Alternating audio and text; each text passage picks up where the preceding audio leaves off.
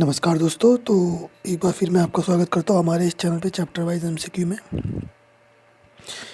तो जैसा कि आप जानते हैं, हमने कल टेस्ट लिया था आपका 23 दिसंबर 2020 को। उसी का वीडियो एक्सप्लेनेशन है। ठीक है दोस्तों, आशा करता हूँ मेरा एक्सप्लेनेशन आपको समझ आएगा। तो आप जानते हैं कि हम मॉडर्न हिस्ट्री कर रहे हैं। स्पेक्ट्रम राजीव हीर की एडिशन है 2019-2020। चैप्टर वाइज एमसीक्यू टेस्ट होते हैं इसमें। तो हमने कल चैप्टर 4 का लिया था, उसी का है। ये हिंदी और इंग्लिश दोनों में होता है, ठीक है ना। चलिए, तो हमारा चैप्टर 4 था, unit 2 chapter 4, Indian on the eve of British conquest. Chapter 4, British विजय के समय भारत की स्थिति। ठीक है दोस्तों, चलिए दोस्तों, पहला क्वेश्चन ये कहता है, स्टेटमेंट ये कहता है कि during the reign of Mohammad Shah he was witness the establishment of the independent states of Hyderabad, Bengal, Awadh and Punjab. ठीक है। बी स्टेटमेंट ये कहता है कि Nadir Shah conquered Lahore and defeated the Mughal army at Karnal on February 1739। तो हमें करेक्ट आंसर बताना है। एक बार हिंदी में देख लेते हैं तो अच्छे से समझ आएगा। ये स्टेटमेंट ये कहता है कि मोहम्मद शाह के शासन के दौरान हैदराबाद, बंगाल, अवध और पंजाब की स्वतंत्र राज्यों के रूप में उनकी स्थापना देखी गई थी। अच्छा। बी नादिर शाह ने लाहौर पर विजय प्राप्त की और 13 फरवरी 1739 को करनाल में मुगल सेना को हरा दिया। हमें करेक्ट आंसर बताना था दोस्तों इसका। तो दोस्तों, इसका आंसर, दोनों स्टेटमेंट ठीक है। इसका आंसर है सी। ठीक है, तो इसमें बताने का कुछ है नहीं, तो आंसर ठीक है। चलिए क्वेश्चन 2 देखते हैं।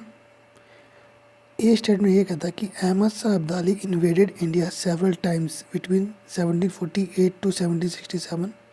बी कहता है in 1757 Abdali capture Delhi and left behind an Afghan caretaker to watch over the Mughal empire. Incorrect answer बताना हमें। हिंदी में देखते हुए ये स्टेटमेंट ये कहता है कि अहमद शाह अब्दाली ने 1748 को और 1767 को के बीच कई बार भारत पर आक्रमण किया। बी 1757 में अब्दाली ने दिल्ली पर कब्जा कर लिया और एक अफगान कार्यवाहक को पीछे छोड़ दिया जो मुगल साम्राज्य को देखता था। ठीक है, इनकरेक्ट आंसर बताएं दोस्तों। तो दोस्तों, इसका आंसर डी, दोनों स्टेटमेंट ठीक है। ठीक है, चलिए आगे चलते हैं। क्वेश्चन 3 कहता है कि ये स्टेटमेंट कहता है कि in 1761 Abdali defeated the Marathas in the second battle of Panipat. ठीक है। बी कहता है Panipat was on this route of the Grand Trunk Road constructed by Sher Shah. ठीक है। बी कहता है prince Muazzam the eldest son of Aurangzeb became the emperor taking the title of Bahadur Shah. ठीक है, करेक्ट आंसर बताना है। एक बार हिंदी में देख लेते हैं। ये स्टेटमेंट ये कहता है कि 1761 में अब्दाली ने पानीपत की दूसरी लड़ाई में मराठों को हराया। ठीक है। बी कहता है पानीपत ग्राउंड जो था वो पानीपत जो था वो ग्रैंड ट्रंक रोड के मार्ग पर था जो शेरशाह सूरी द्वारा निर्मित किया गया था। ठीक है। सी कहता है औरंगजेब के पास सबसे बड़े पुत्र प्रिंस मुअज्जम बहादुर शाह की उपाधि लेकर सम्राट बने। करेक्ट आंसर बताना हमें। ठीक है दोस्तों, तो दोस्तों इसका मैं अब बताता हूँ कि जो आपका जो पानीपत की 3 लड़ाई हुई थी ना, तो ये स्टेटमेंट गलत है। ये स्टेटमेंट गलत क्यों है?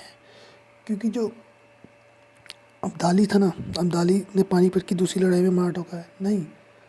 अब एक्चुअली मराठों की लड़ाई कब हुई थी अहमद शाह अब्दाली से? ये हुई थी थर्ड बैटल ऑफ पानीपत में।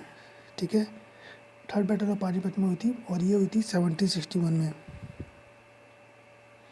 ठीक है, 1761 में हुई थी थर्ड बैटल की पानीपत की लड़ाई अहमद शाह अब्दाली और मराठा के बीच में। फर्स्ट बैटल ऑफ पानीपत हुई थी 1526 में हुई थी। ठीक है, वो हुई थी बाबर और इब्राहिम लोदी के बीच में। और फिर आपका जो सेकंड पानीपत हुई थी 1556 में। ठीक है, सेकंड हुई थी 1556 में। और ये हुई थी आपकी अकबर और सम्राट हेमचंद्र के बीच में, जिसे हिस्ट्री में हम हेमू कह के पुकारते हैं। ठीक है ना। और थर्ड हुई थी आपकी 1761 में, जो हुई थी मराठा और अहमद शाह अब्दाली के बीच में। ठीक, तो इसलिए हमारा पहला स्टेटमेंट गलत हो जाता है। तो डी आंसर है।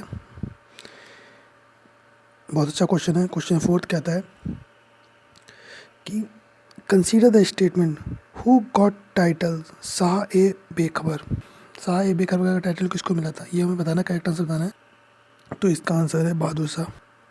क्वेश्चन 5वां कहता है, पहला स्टेटमेंट कहता है कि Bahadur Shah adopted a pacific policy with the Marathas, the Rajputs and Jats. B कहता है the ijara system was introduce by Bahadur Shah. ठीक है।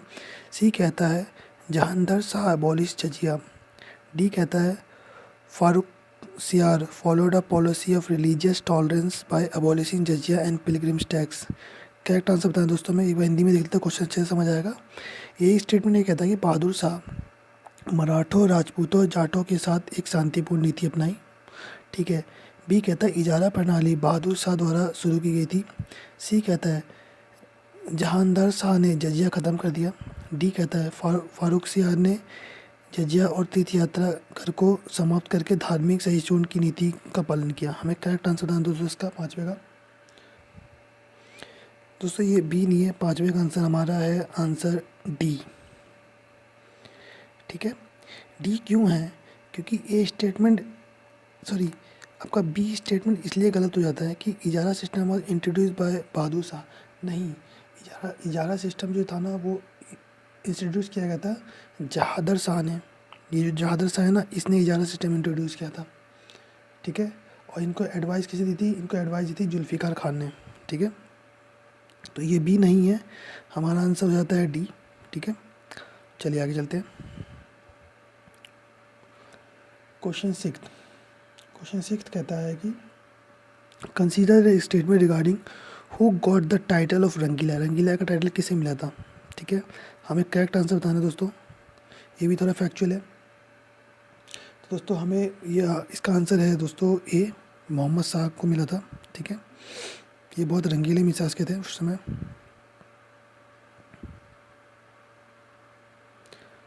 अच्छा, क्वेश्चन 7 कहता है, ए स्टेटमेंट कहता है कि इन 1737 Bajirao first the Maratha Peshwa invaded Delhi. ठीक है। बी कहता है इन 1724 Nizam ul Mulk became the wazir and founded the independent state of Hyderabad. C statement ये कहता है कि 1739 Nadir Shah defeated the Mughals in battle of Karnal. Correct answer बताने के बाद क्वेश्चन हिंदी में देख लेते हैं। ए 1737 में बाजीराव फर्स्ट मराठा पेशवा दिल्ली पर आक्रमण किया। बी 1724 में निजाम उल मुल्क वजीर बन गए और उन्होंने स्वतंत्र राज्य हैदराबाद की स्थापना की। सी 1739 में करनाल की लड़ाई में नादिर शाह ने मुगलों को हराया। हमें करेक्ट आंसर बताएं दोस्तों इसका। ठीक है। तो दोस्तों इसका आंसर है सी, सारे स्टेटमेंट ठीक है। ठीक है। तो जैसे जो क्वेश्चन आपके गलत हो रहे तो आपको ये भी पता चल रहा है कि हाँ ये स्टेटमेंट ठीक है, तो हमारा एक कंसेप्ट बिल्ट हो गया ना, एक नॉलेज और मिल गया। तो ये भी देख के चलना है।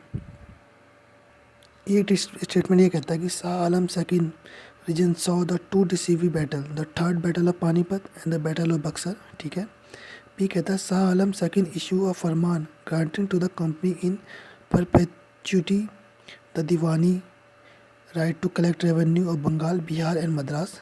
Akbar second gave title of Raja to Ram Mohan Roy. Correct answer बताना है, हिंदी में देख लेते हैं।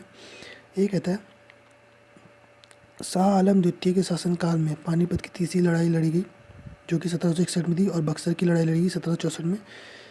ये दो निर्णायक युद्ध थे जो शाह आलम द्वितीय के समय लड़े गए। बी कहता है कि शाह आलम द्वितीय ने बंगाल, बिहार और मद्रास की दीवानी राजस्व एकत्र करने का अधिकार के लिए कंपनी को एक फरमान जारी किया। सी कहता है अकबर द्वितीय ने राम मोहन राय को राजा की उपाधि दी। करेक्ट आंसर बताना में। तो दोस्तों 8 का आंसर है सी। अच्छा, तो इसमें बी स्टेटमेंट क्यों गलत है। तो बी स्टेटमेंट इसलिए गलत है कि शाह आलम सेकंड ने जो इशू किया था ना फरमान, वो ये बंगाल बिहार को तो किया था लेकिन मद्रास नहीं था। मद्रास की जगह पे क्या था, उड़ीसा था। ठीक है। चलिए आगे चलते हैं। क्वेश्चन 9 देखते हैं।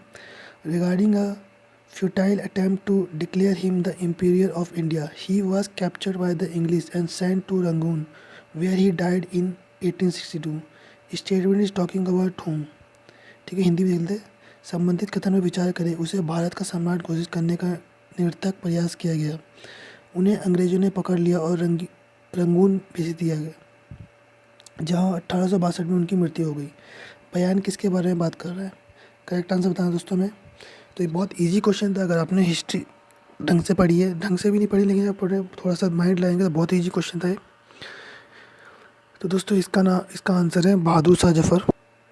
क्वेश्चन 10 देखते हैं। Consider the statement regarding cause of decline of Mughal empire. ये स्टेटमेंट ये कहता है Mughal rule has often been defined as the rule of the nobility.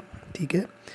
B कहता है the growing financial crisis which took the form of crisis of the jagirdar system. C कहता है Rajput no longer trusted the Mughal enough to ally with them for the welfare of the empire. तो हमें cause बताने थे कि Mughal empire decline होने के क्या कॉज थे। हिंदी में लिखते हैं मुगल साम्राज्य की गिरावट के कारणों के बारे में बयान पर विचार कीजिए। पहला कहता है मुगल शासन को अक्सर कुलीनता के शासन के रूप में प्रभावित किया गया। बी कहता है बढ़ता हुआ वित्तीय संकट जिसने जागीरदार व्यवस्था के संकट का रूप ले लिया। सी कहता है राजपूतों ने अब मुगलों को साम्राज्य के कल्याण के लिए उनके साथ पर्याप्त रूप से भरोसा नहीं किया। करेक्ट आंसर बताना था हमें। ठीक है दोस्तों, तो 10th का आंसर है आपका इसमें डी, सारे स्टेटमेंट। ठीक है, ठीक है।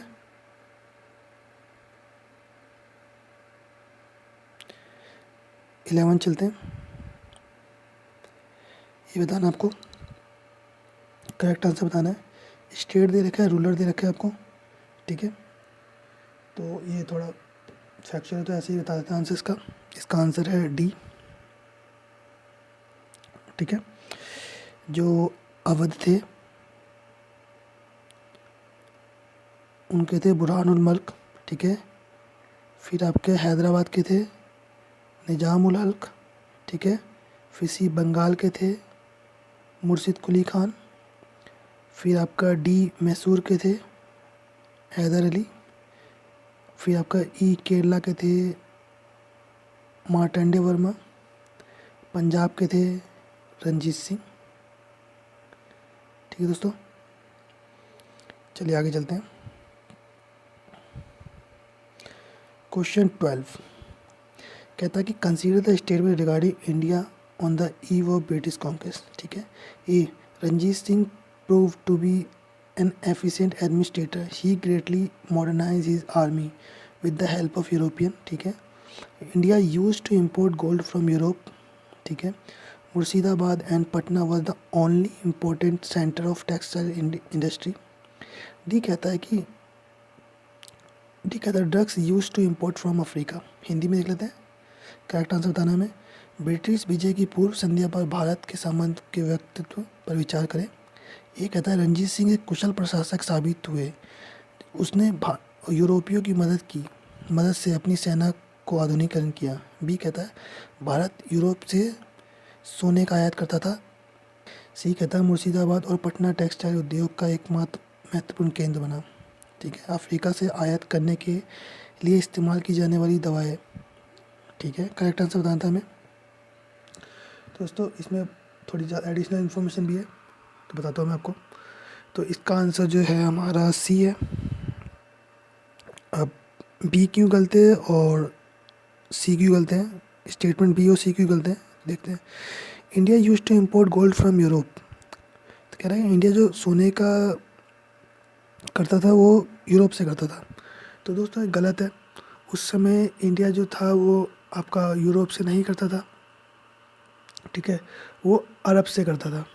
ठीक है, और सी स्टेटमेंट इसलिए गलत है कि Murshidabad and Patna was the only important centre of textile industry. नहीं, ये जो टेक्सटाइल इंडस्ट्री थी मुर्शिदाबाद पटना में नहीं थी, बहुत सारी जगह थी। तो मैं आपको आपसे वीडियो सुनिए, मैं आपको एक चीज़ बताता हूँ कि क्या चीज़ इंपोर्ट करते थे उस समय, क्या चीज़ नहीं करते थे। तो जो इम्पोर्ट ऑफ ये मैं स्क्रीन पे भी लगा दूंगा आपके। ठीक है, ये वाला नोट्स जो मैं बता रहा हूँ आपको। तो item of imports from the Persian Gulf region था कि हम पर्शियन गल्फ से क्या करते थे इम्पोर्ट, तो करते थे मोती करते थे, कच्चे रेशम करते थे, ऊन करते थे, खजूर करते थे, सूखे मेवे करते थे, गुलाब जल करते थे। ठीक है, इंग्लिश में क्या करते थे pearls, raw silk, wool, dates, dried fruit and rose water, गुलाब जल। अरब से क्या करते थे हम import? Coffee, gold, drugs and honey, ठीक है, शहद। चाइना से क्या करते थे? टी, शुगर, सिल्क, चाय, चीनी मिट्टी के बर्तन और रेशम, ठीक है। तिब्बत से क्या करते थे? तिब्बत से भी हम गोल्ड मस्क करते थे और अरब से भी करते थे। वुलन क्लॉथ करते थे तिब्बत से, सोना, कस्तूरी, ऊनी कपड़ा। अफ्रीका से क्या करते थे? अफ्रीका से करते थे हम आइवरी एंड ड्रग्स, ठीक है। हाथी के दांत हो गए, वो भी हम अफ्रीका से करते थे। यूरोप से क्या करते थे? यूरोप से हम करते थे woollen cloth, copper, iron, lead and paper. ऊनी कपड़े करते थे, तांबा करते थे, लोहा करते थे, शीशा और कागज़ करते थे यूरोप से, ठीक है। अच्छा, हम एक्सपोर्ट क्या करते थे? एक्सपोर्ट करते थे हम cotton, textile, raw raw silk, silk fabric, hardware, indigo, saltpetres, rice, wheat, sugar, ठीक है ना। और यही हिंदी में भी है, ये सूती वस्त्र, कच्चे रेशम और रेशम कपड़े, हार्डवेयर, इंडिगो, सॉल्ट पीटर, अफीम, चावल, गेहूँ, है ना, ये हम एक्सपोर्ट करते थे दोस्तों। ये और जो शिप वाला स्टेटमेंट था, शिप वाला स्टेटमेंट इन सिर्फ बिहार में नहीं था। ये शिप वाला जो इंडस्ट्री थी महाराष्ट्र में थी, आंध्र में थी, बंगाल में थी, है ना। क्वेश्चन 13 क्या हो गया? Consider the statement. ये स्टेटमेंट ये कहता है कि Raja Sawai Jai Singh of Amber promote the widow marriage but could not succeed, ठीक है। बी कहता है the status of slaves in India was better than that is Europe, ठीक है। सी कहता है European trading company purchase slaves from the market of Bengal and Bihar. D कहता है कि Sawai Jai Singh prepared a set of time table called Zij Muhammad Shahi. हमें correct answer बताना है, एक बार हिंदी में देख लेते हैं। ये कहता है कि अंबर के राजा सवाई जय सिंह विधवा पूर्ण विवाह को बढ़ावा देते हैं लेकिन सफल नहीं हो सके। बी कहता है भारत में गुलामों की स्थिति यूरोप की तुलना में बेहतर थी। सी कहता है यूरोपीय व्यापारिक कंपनी ने बंगाल और बिहार के बाजारों से दास खरीदे, ठीक है। डी कहता है सवाई जय सिंह ने जीज मोहम्मद शाही नामक टाइम टेबल का एक सेट तैयार किया। करेक्ट आंसर बताना था हमें क्वेश्चन 13 का। तो दोस्तों इसका आंसर है डी, सारे स्टेटमेंट ठीक है। चलिए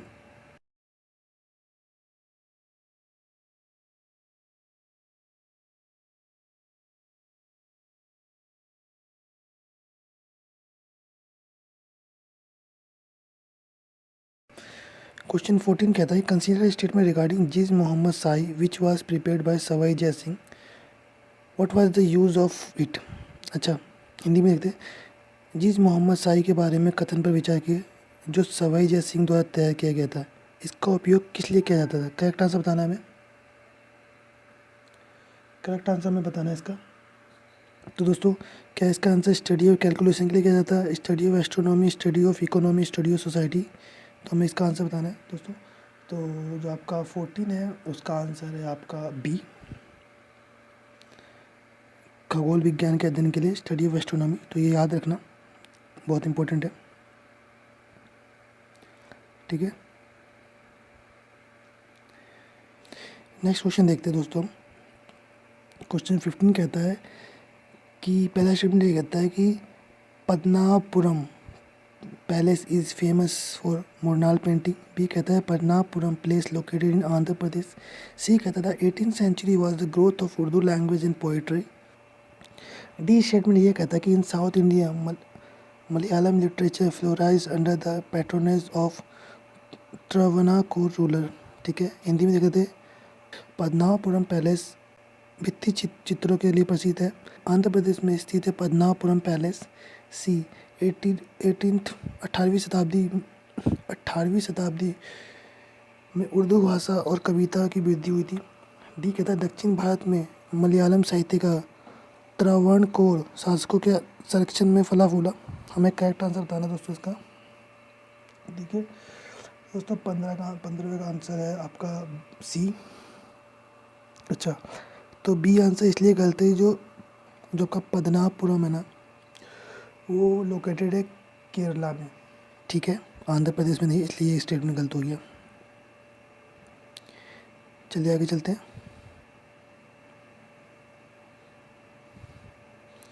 16 क्वेश्चन है। ये स्टेटमेंट ये कहता है Heer Ranjha the romantic epic in Punjabi literature was compose by Shah Abdul Latif.